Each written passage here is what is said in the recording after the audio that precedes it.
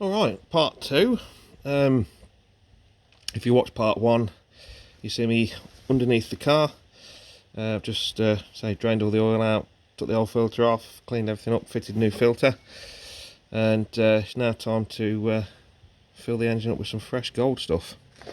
You'll be needing some 1040 semi-synthetic. That's what these engines run on. Nothing special, relatively cheap oil, and yeah, holds 5.9 litres. There's a gallon in here. I've got some more in the garage. It's a different brand but same spec, just to top up with. And yeah, hope you enjoy. That's your oil filler cap, just a case.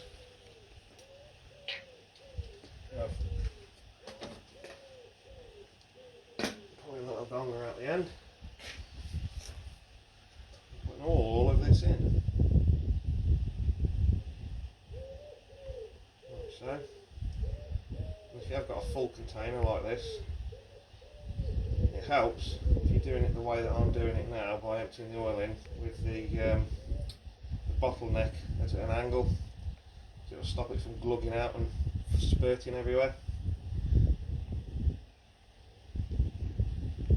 So we'll get all this in, and so it's 5.9 litres, 6 litres, whatever's sort of close. I'll nip in the garage and I'll get some more oil out.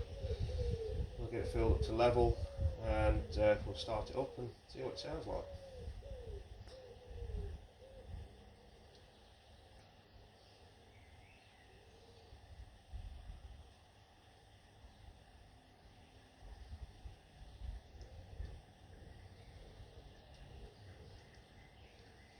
Yeah, they're not a bad engine to work on these. They're quite common.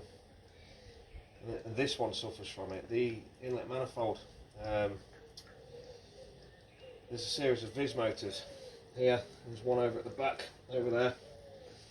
And the Viz motors wear out, and because it's got a variable length intake, which adjusts for optimised low down torque, I believe. I think that's how they work. And over time the gears of the motors break, or the butterfly valves that open and close inside the inlet manifold for given throttle, how hard you press the throttle, those Viz motors actuate several butterfly valves to basically extend the length of the inlet manifold, which makes the engine draw more air to optimise low down torque.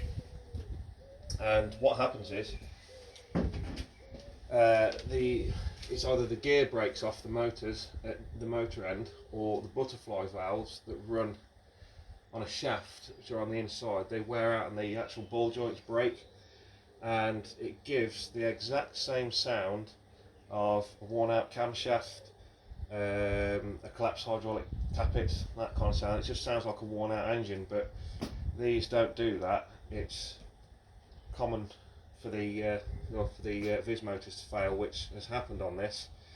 It is a job that I'm going to do on it for it eventually, but there's never been no replacement available for these new aftermarket, and obviously Rover's not about anymore, so you can't go to the dealership to obtain one. So people that are running these V6s, particularly in the 75s, are relying on people breaking them and hoping that they can get hold of a good second-hand one. There is a modification you could do, which I'd like to do on this, which is to remove the inlet manifold and completely remove the Viz motors and the butterfly valves from out of the inlet manifold, which involves splitting the manifold in half. It is a plastic manifold, and you've got to be good with the araldite when you're putting it back together, and kind of hope for the best. You might have to log into the car's ECU and actually remove the power feed that operates these Viz motors, because if you don't, and you do remove it, you'll end up with the check engine light on, and you run the potential of putting the car into limp home mode, which nobody wants.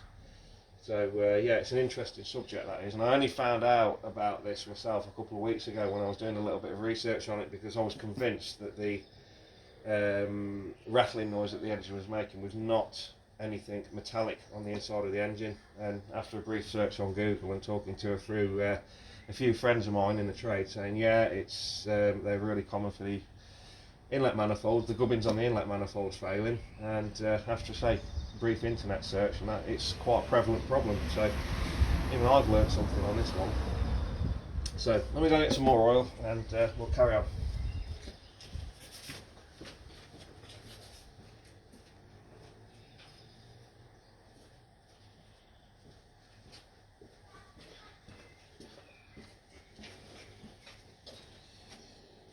Okay, I'll put another litre in and we'll fire her up.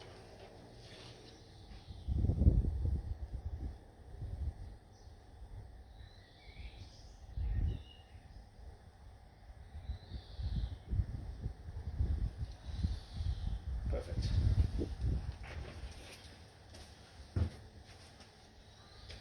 Completely pointless checking the oil while it's on the ramps because it's at about 45 degrees, but yeah. What we'll do, we'll put the oil fill cap on and we'll start it up.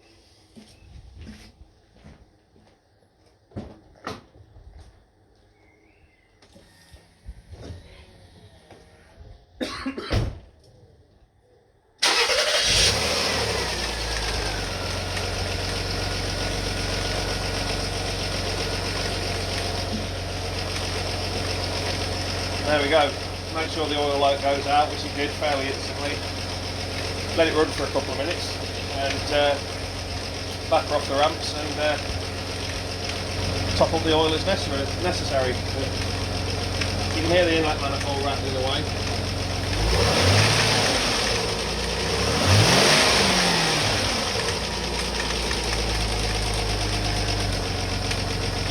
So yeah, it's on the to-do list, and thanks everybody for watching, and you know, for new subscribers, I'm trying to get the channel growing a little bit, so I'd really enjoy doing this.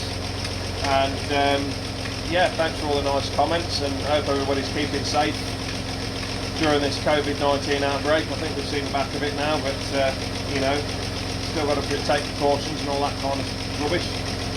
So yeah, thanks very much for watching, and I'll see you in another video soon. Thanks very much.